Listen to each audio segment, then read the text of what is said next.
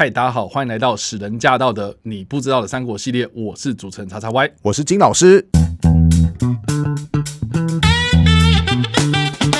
好的，我们这一集要来聊聊的是《三国》这个电视剧的第8集，有关于王允他献连环计的故事。那这个故事呢，在小说当中呢，非常非常的有名啊。我每次读到这一段的时候，我就会有一个疑问，就是什么是连环计？对，连环计到底是什么东西呢？好像听过，既熟悉又陌生，就到底是什么样的东西呢？我们等一下就来好好请教金老师啦。那在金老师跟我们讲解有关于连环计这件事情之前呢，我也必须讲讲，就是说这一集的内容当中有很多让我觉得我看了有点胆战心惊的情节啦。这一集里面好多王允在情勒啦，貂蝉很可怜嘛，就遇到自己的这个直升机父母的那种感觉啊，要我做这个做那个啊，如果你不做的话，我就不吃饭啊，这样我不知道金老师看这段剧情有什么样的感觉啦。我就会觉得说，这个就是情勒啊，刚刚跟你想说的一模一样。不过这个为什么我会特别拿出来讲，很大的原因是因为呢，你知道这出剧在10年前，我有很多的女性朋友，如果她当时有看《三国》这部电视剧的时候呢，他们基本上就是在第8集啊、第9集啊、第10集的时候呢，哇，看得非常非常的开心啊。很大的原因就是因为呢，他们都很喜欢这个版本的吕布跟貂蝉之间的爱情故事。特别的是呢，这个版本的吕布是何润东饰演的嘛，非常有票房号召力啊。其实看到何润东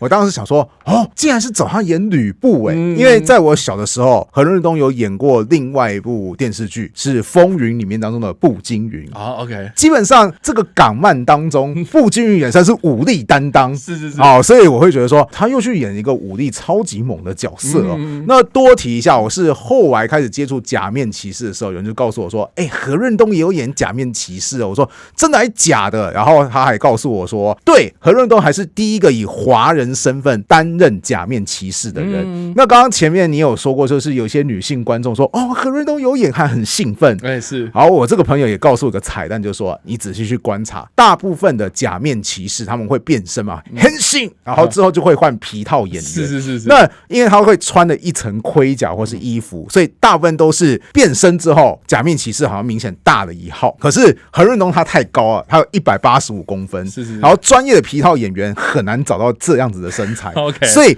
大部分都是变身变大只，就只有何润东变身之后，大家会觉得小只，对，然后说，这是假面骑士好像缩水了。对啊，所以算是有这样子的趣谈。总之，在各式各样的形象当中，何润东都是一个非常生猛而且非常英俊潇洒的一个角色。不过你刚刚说皮套撑起那个服装，我自己是觉得他在电视剧里面撑起那个盔甲，真的还蛮帅的是，所以也不得不提啦，就是说这一个版本的吕布在网络上，我看到还蛮多是正面评价的。不过说回来，王允这个人王允在这一出电视剧当中前半段还蛮多戏份到了第8集的时候呢，哇，他受尽了董卓的屈辱甚至还喝了那个假冒是酒的那个血水嘛，那看起来真的是非常非常的难过到了这一集的中段内容，就是进入到我们刚刚所提到的情勒的部分那就还蛮好奇的。那王允在历史上到底是什么样一个人物？他到底是什么样的来历？连环计到底是什么东西？我们请金老师帮我们好好解说一下咯。好，那我们现在解说连环计的部分。基本上连环计有2种，第一种是指说好多个计谋施展在一起，一环扣着一环，所以叫做连环计。像在《三国演义》当中有一个很著名的连环计的桥段，就是在赤壁之战的时候，当时曹操嘛要去攻打东吴，曹操就需要有很强大的水军。曹操当时就从荆州这边接受了2位降将蔡瑁跟张允，帮他训练水军。周瑜就觉得说不行，这2个人一定要除掉。那要怎么除掉他呢？于是周瑜就开始实施了连环计。他首先知道说曹操你要派蒋干来劝降我，于是他就故意先欺骗蒋干，让蒋干以为说蔡瑁跟张允要投降周瑜他就赶快回去回报给曹操。于是从蒋干中计换成曹操中计，曹操中计之后呢，就真的把这2个水军将领给杀掉了，这就叫做连环计，一环扣着一环。那历史上有没有连环计呢？其实三国历史上也真的有连环计，这演到很后面电视剧都没演到，就是后来蜀汉即将灭亡了，那当时还有一个人不愿意蜀汉灭亡，谁呢？姜维。OK， 那姜维就想说，我要怎么样让蜀汉复国呢？有了，当时姜维伟就想说，首先我这个人先诈降，然后投降当时法属大军的主帅钟会，之后呢，我就怂恿钟会，让他野心膨胀。那钟会他野心膨胀之后，就自己想要当皇帝嘛，或者想要割据一方，一定会有一些魏国的将士跟钟会起冲突，因为他们不愿意背叛嘛，到时候他们就会窝里斗，就会进入到第二阶段离间计。之后呢，等到钟会这群人窝里斗的差不多之后，姜维再出来剪尾刀，把这些法属大军全部给歼灭掉。到时候呢，蜀汉就复国了。我愿称之为反杀。所以你看，诈降、离间、反杀，一环扣着一环，这叫连环计。那第二种连环计是什么呢？这就比较简单，物理上的连环，就是船只嘛，用铁环把它们锁在一起，叫做连环计。就是赤壁之战嘛。对，小说当中最著名的就是赤壁之战，就是曹操觉得说，船都在晃怎么办？把船锁在一起，这样子的话就会比较平稳了。这是小说版本的连环计。历史上有没有这样子出现过呢？有，比如说在南宋的末年，当时南宋已经被蒙古人的元朝消灭的差不多了。那南宋最后的一批军队就在崖山这个地方跟元朝军队展开海战。那其实元朝船只后来建造是比宋朝大很多很多的。宋朝为了抵抗，就把小船给连环起来。这就是我刚刚讲的，历史上也有真的出现这个连环计。当然啦，多讲一句话，当时元朝的将领就想说，这个人是不知道三国吗？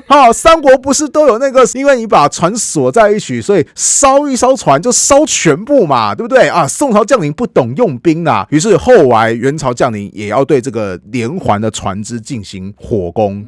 结果宋朝的部队完全没有事情，因为宋朝部队也知道说，对，我们连在一起就很容易一起着火嘛，所以为了防火，当时宋朝就在船只上面涂上大量的烂泥，所以当那火烧了之后怎么样啊？就没了嘛。对啊，因为他遇到的烂泥那个水分根本就烧不起来，是所以后来元朝的攻击就宣告失败。这就是我讲的历史上出现的真实的连环计。那叉叉 Y 觉得王允的连环计是两种当中的哪一种呢？一定是前者嘛。对啊，就是多个计谋凑在一起，最后一口气向敌手施展出来嘛。那历史上的王允有这么的精打细算吗？对啊，他到底是真的有这样子吗？我先告诉你，我讲完历史的王允之后，你一定会觉得说，哇塞，跟电视剧跟小说差超级大。我们在电视剧看到王允是什么样的形象？这一个老到快进棺材的一个老人。对啊，对啊，一开始就是这个戏剧开始说，这是我的60大寿，没有，这是我的忌日啊，就显得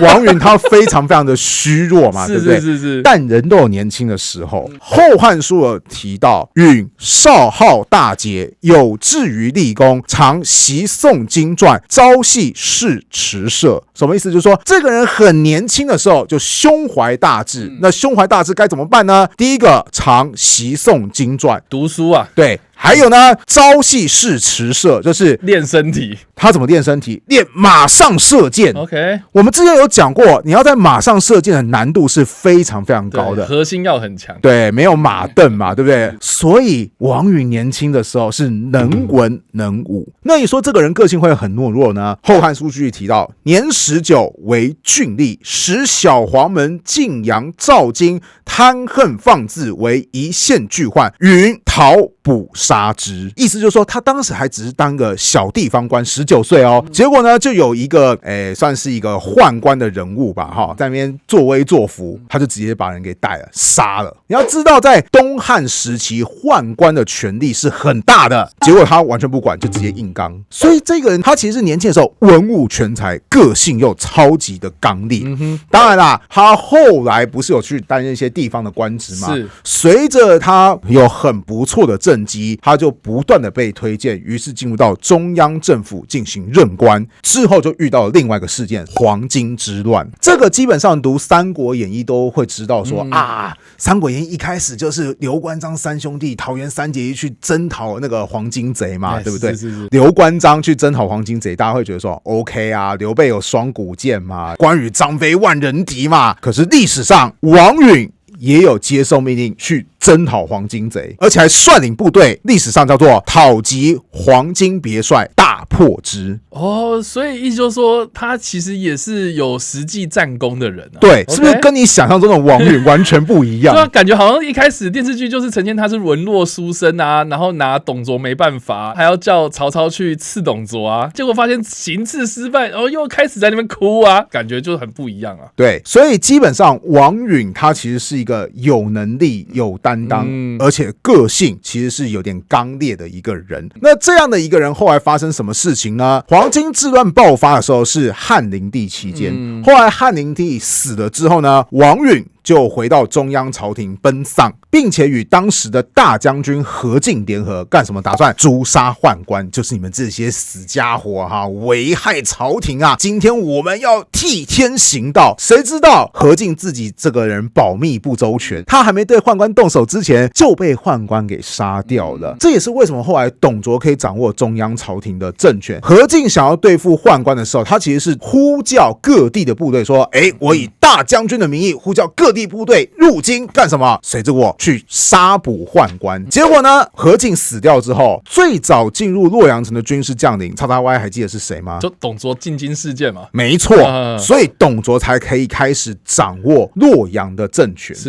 那如果你好好做事情，或许王允也就算了，毕竟宦官也真的被除灭掉。是啊，对。可是董卓这个人的施政非常非常的暴虐，暴虐到王允觉得说：天哪哈，走了那些死宦官，又来一个更恐怖的混世魔王，老夫我为了汉朝，我一定要跟你拼了。虽然王允想要弄死董卓 ，OK， 但董卓反而很器重王允。当时董卓是说：我必须先笼络人心哈，毕竟我也知道我的根基不稳嘛，对不对？所以呢，当时董卓先让王允成为一个官员，叫做太仆。太仆是什么样的官员呢？汉朝最高的官位，号称三公九卿，太仆就是九卿之一。简单来讲啊，王允已经是当时中央朝廷当中排名前12名的高官了，所以你可以看得出来，董卓其实对王允是还不错的。那从哪边可以看得出来，董卓真的很器重王允？太仆过后，董卓又让王允担任尚书令。尚书令是一个什么样的官员呢？他原本其实只是一个管理文书档案资料的小官，这不小心就要回到西汉时期了哈。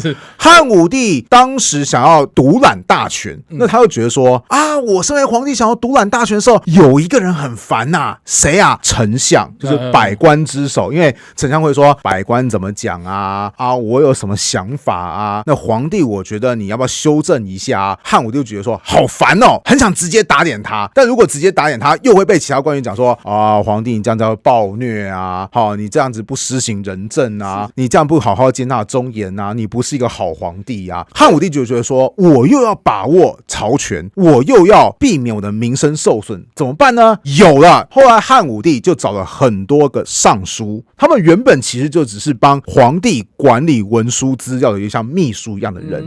那接下来汉武帝怎么样？就把这些秘书找过来，就说来，我们就来商量事情，然后你就帮我写。等到丞相来找我商量的时候，汉武帝就会把已经商讨完的一些方案丢给丞相说：你看我已经想好这几个方案了，你选哪一个？然后丞相就说：既然你已经有方案的话，直接打点皇帝好像不是一件好事情好吧，那就你皇帝有的那几个方案，我们来商量看看好了。有没有发现他们就把丞相本来可以过问的很多政治大事收归皇帝所有了？这样听起来就有点像是总统府里面有秘书长，对，然后丞相的话就有点像是行政院长啊，没错，行政院长跟总统之间的关系，中间会有一个秘书长去做中央的协调，是，而这个秘书长就是我们刚刚讲的尚书令。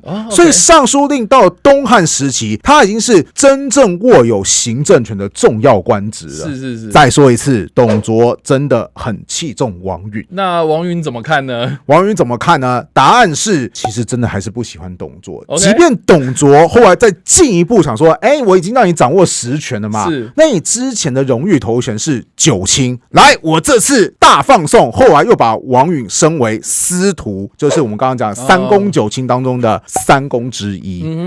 这已经是前3名哦，所以我们才会看到什么司徒王允嘛，对不对？但我们可以从历史的一些蛛丝马迹可以看得出来，王允跟董卓真的不是同一伙人。为什么？因为后来董卓遇到关东联军的围攻，尤其是那个孙坚一路杀奔，距离到洛阳只剩90里了。还记得董卓怎么反应的吗？迁都，没错，他就迁都前往长安。是，而且在迁都之前，他还怎么样？把一些过往皇帝的陵寝全部给挖出来，因为皇帝陵寝一定会有什么金银财宝吗？没错 ，OK， 这样可以充实我西凉军的物资啊，对不对？还有离开之前放一把火烧掉洛阳，这也是为了就是说不要让那些关东联军进入到洛阳之后立刻就可以发起攻击，因为洛阳都被烧烂，都被抢掠一空了嘛，那你关东联军一定没办法那么快发起攻势。王允当然就很心痛，皇帝的陵寝是皇室的象征，你既然敢挖它，还有洛阳是长时间以来的首都，有很多重要的资料都在这边，哇塞，你说烧就烧哦。所以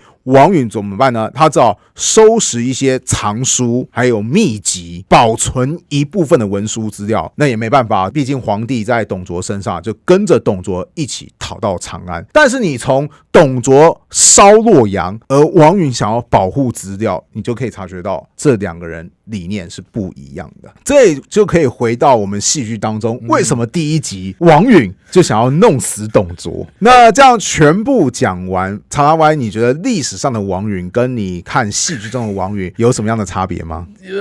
跟你一开始讲的一样嘛，就是人都有年轻的时候嘛，是，所以电视剧它是从他老年的时候开始讲，那当然就会让王允这个人的角色有一点点好像比较软一点点啊。是，那你说史实上面这样听下来，王允感觉就是有很多想要做的事情嘛，然后确实在年轻的时候也做了很多。那我就觉得到了老年的时候呢，董卓势力这么庞大，然后他都已经好像脚都已经踏入那个棺材一半了嘛，所以好像有很多事情就是心有余而力不足啊。或者也可以换那个想法，就是如果真的都已经脚踏入棺材一半，可能有些人会讲说怎么样啊，我就干嘛要反抗？我就烂，对啊，董卓这么器重我，我干嘛不就好好跟董卓合作？你继续掌握你的曹权啊，我也掌握曹权啊，我是你底下的尚书令啊，我有没有荣誉头衔？我3公之一耶。王允本来可以选择跟董卓一起合作，可是他却想的是要推翻董卓。某方面来看，王允或许还是跟年轻的时候一样，个性很刚烈，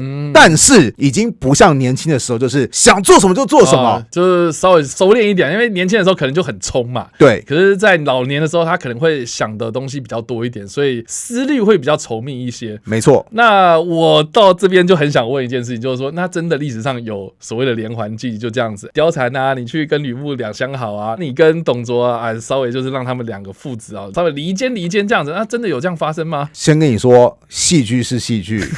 历史是历史，我就知道。好，那详情的话，我们下一集就可以来好好来分析一下了哈。好了，所以以上的这个就是我们第8集的内容了。我们介绍了有关于王允还有连环计的故事。那不知道大家在听完这个故事之后有什么样的想法？欢迎在留言区留言，我们来跟你做互动跟讨论哦。如果你喜欢我们这个频道跟我们的节目内容的话，也不要忘了按赞、追踪、开启小铃铛，才不会错过我们任何的更新哦。你不知道的三国，我们下次再见，大家拜拜，拜拜。